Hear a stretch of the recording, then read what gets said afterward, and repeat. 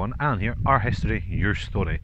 So today I've got an industrial tale for you, although you might not think that considering the lovely, beautiful, scenic backdrop. Or that's how I wrote it in the script, but as you can see, you can't really see it.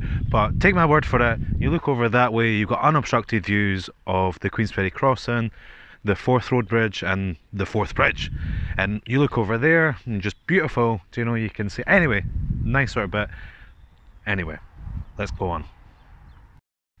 Where I'm standing now is actually the village of Limekilns. Now, Limekilns used to be the main port for Dunfermline, and it used to be called Galax. The oldest building in Limekilns is actually just situated behind me, and it's called the King's Cellar. Now, it's been believed that that's where the king used to keep his wine. So a very prestigious use. The current building is believed to date from the 16th century, although records indicate that there was a structure here as early as 1098. The building has had many additions over the years, the most notable being made by James V, and later on the building was restored by Lord Elgin. Now I believe its current use is that of a Masonic lodge. So given that the village of Limekilns is called Limekilns, you'd expect these Limekilns to be in Limekilns, but actually these Limekilns are in the village of Charlestown. But production of the lime moved along to Charlestown. Now what I love about Charlestown is if you look at it from above, basically there's a big C and an E between North Row, South Row and Middle Row. The town of Charlestown was actually named and designed by Charles Bruce, 5th Earl of Elgin. Now I'd like to stand here and tell you that if I designed a town or a village, there wouldn't be a giant A in the middle called Allentown, but it definitely would be, so hats off to Lord Elgin for that one. Lord Elgin's estate had a certain number of natural resources, namely coal and lime. So he chose to exploit this. Now they built these lime kilns, and it started off at 8, but it actually was expanded to 14 in the end.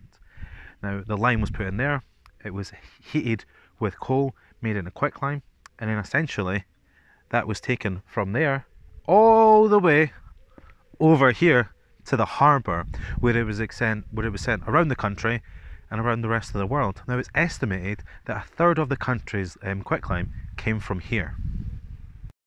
So a very streamlined operation, straight from the kiln itself across to the harbour.